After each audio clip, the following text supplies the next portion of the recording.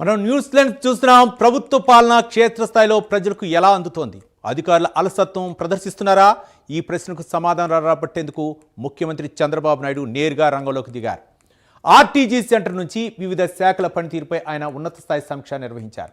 వీధి దీపాలు, తాగునీటి సరఫరా వంటి అత్యంత ప్రాథమిక అంశాల్లో కూడా ఎలాంటి ఫిర్యాదులు రావడానికి వీలేదని అధికారులను గట్టిగా హెచ్చరించారు.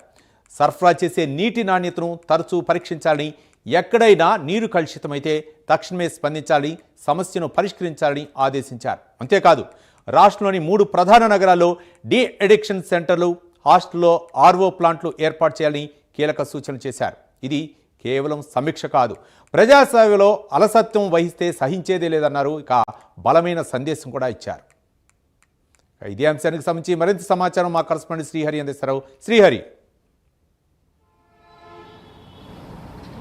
Right, good morning Ravi. ఏదైతే ఆర్టీజీఎస్ అనేది రియల్ టైం గవర్నెన్స్ కీలకమైన వ్యవస్థ, దీనికి సంబంధించి సీఎం చంద్రబాబు ఇప్పటికే పలుమార్లు అయితే ఆర్టీజీఎస్ నుంచి అధికారులు క్షేత్రస్థాయిలో ఎలా ఉంది అనే దానిపైన అయితే అధికారులతో సమీక్ష సమావేశాలు నిర్వహిస్తున్నారు. అయితే దీంట్లో ప్రధానంగా క్షేత్రస్థాయిలో ఏవైతే సమస్యలు ఉన్నాయో ఈ సమస్యలకు సంబంధించి అటు జిల్లా యంత్రాంగం నుంచి ఇటు రాష్ట్ర యంత్రాంగం, అదేవిధంగా మండల స్థాయి యంత్రాంగంతో పాటు గ్రామ స్థాయి యంత్రాంగం మొత్తం కూడా అప్రమత్తమై ఎప్పటికప్పుడు ఆ సమస్యలను పరిష్కరించాలి.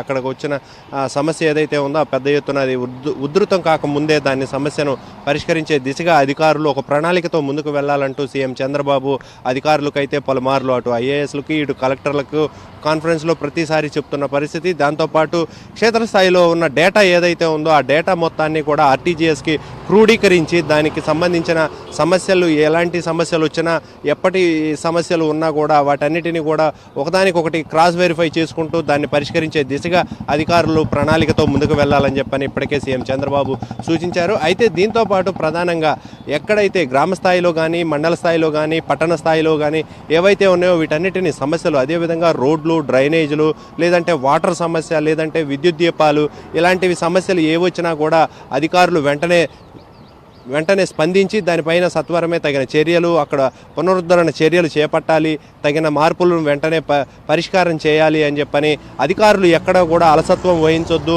పేదలకు చేసే సేవలో మాత్రం ముందు ఉండాలి ప్రతి దాంట్లో అని చెప్పని సీఎం చంద్రబాబు అయితే అధికారులకు సూచిస్తున్నారు. ఈ నేపథ్యంలోనే రియల్ టైం గవర్నెన్స్ ఏదైతే ఉందో ఇది కీలకమైన వ్యవస్థ. రాష్ట్రంలో, దేశంలో అయినా సరే, ఎక్కడైనా సరే ఈ రియల్ టైం గవర్నెన్స్ ద్వారా క్షేత్రస్థాయిలో ఉన్న అధికారుల నుంచి రాష్ట్ర స్థాయి అధికారుల వరకు మమేకమవుతూ క్షేత్రస్థాయిలో ఉన్న సమస్యలన్నింటినీ కూడా పరిష్కరించేందుకు ఒక ప్రణాళికతో ముందుకు వెళ్తున్న పరిస్థితి.